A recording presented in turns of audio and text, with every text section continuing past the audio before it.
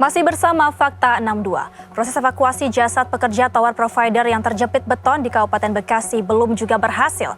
Proses evakuasi terkendala akibat konstruksi tower alami kemiringan yang dikhawatirkan ambruk.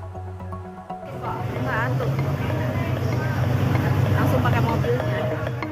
Tim gabungan Basarnas dan pemadam kebakaran Kabupaten Bekasi hingga kini belum berhasil mengevakuasi jasad seorang pekerja yang tertimpa reruntuhan tiang penyangga tower provider Telkomsel di Kafling Bumi Indah, Tambun Utara, Kabupaten Bekasi, Jawa Barat. Untuk mempercepat proses evakuasi, petugas menerjunkan satu alat berat kren.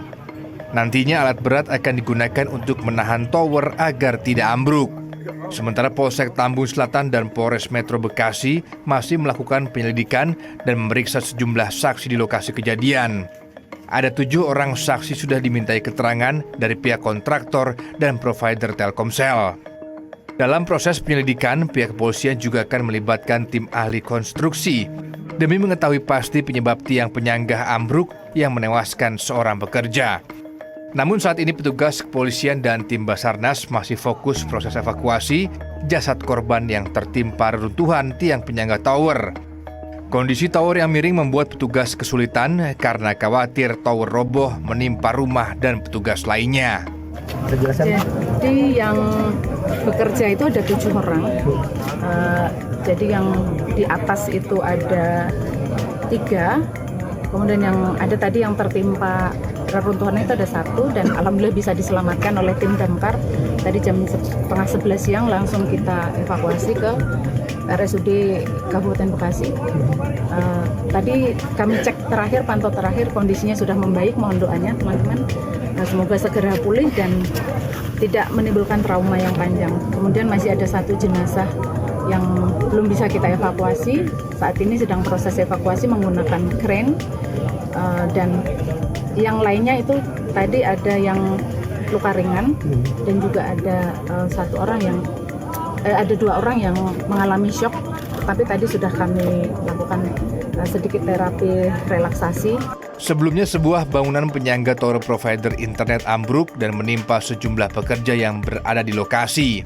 6 pekerja selamat meski alami luka-luka, sementara 1 orang tewas tertimpa reruntuhan bangunan. Ari Ridwan melaporkan.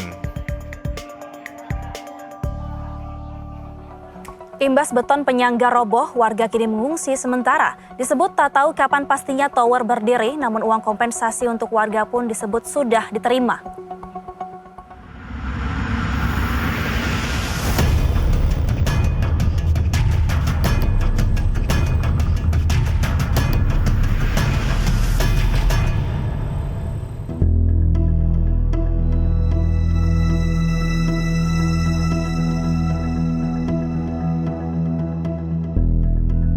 Senin kemarin, beton penyangga tower milik perusahaan Tower Bersama Group roboh dan mengakibatkan 1 orang meninggal dunia.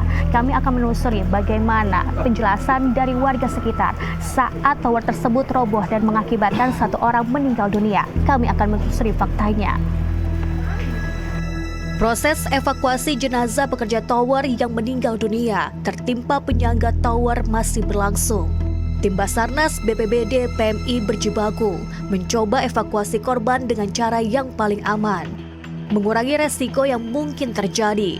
Seluruh warga yang tinggal dalam radius berbahaya dekat dengan lokasi tower berada diimbau mengungsi sementara.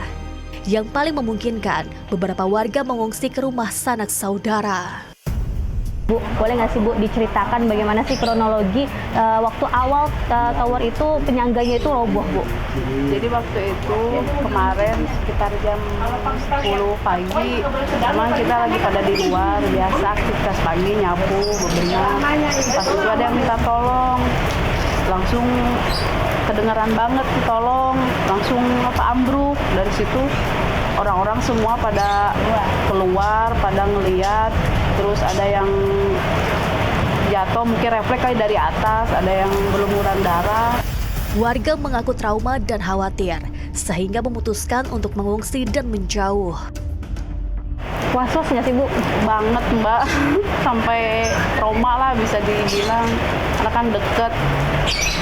Udah gitu masih ingat banget teriakannya, minta tolong pegawainya sama ya yang ambruknya itu karena saya ngeliat banget gitu. Oke. Fakta terungkap, pembangunan beton penyangga tower di atas atap sebuah musola sebenarnya sudah diketahui warga sejak lama karena memang sudah ada sosialisasi yang diberikan oleh ketua RT setempat. Uang kompensasi pun disebut sudah diterima, namun terkait besarannya tidak merata, tergantung radius kedekatan jarak lokasi tower dengan rumah warga. Kan dengan mereka tanda tangan itu ya, tanda tangan persetujuan warga itu seperti itu. Ada kompensasinya. Nilainya sih beda-beda ya tergantung radius. Yang terbesar itu 5 juta, yang terkecil itu 1 juta. Berapa kakak? 46 itu tadi. Yang akhirnya kita ungsikan, kurang lebihnya segitu. Per bulan berarti Bu ya? Sekali aja. Sekali ya. Dugaan awal, konstruksi bangunan yang tidak kuat menahan beban tower jadi penyebab robohnya tiang penyangga. Usai kejadian, banyak warga disebut takut pembangunan tower dilanjutkan. Kalau untuk warga sendiri itu yang sudah pasti kelihatan banget terdampak secara psikis.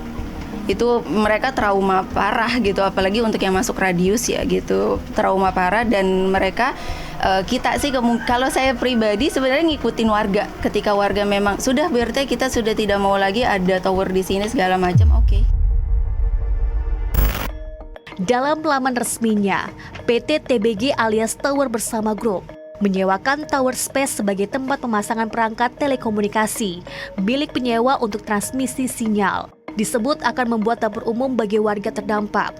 Tapi itu dirasa warga tak cukup karena warga akan meminta kompensasi lebih akibat rasa trauma, apalagi jika pembangunan diteruskan karena dianggap bakal membahayakan mereka. Sudah disosialisasikan oleh RT setempat bahwa pembangunan akan dilakukan. Namun, warga tidak mengetahui bahwa pembangunan dilakukan secara singkat dan tidak sesuai dengan standarisasi. Maka dari itu, warga berharap untuk segera merobohkan dan tidak melanjutkan kembali pembangunannya agar semua warga di sini bisa selamat. Nindi Dewinta, Agung Maulana melaporkan.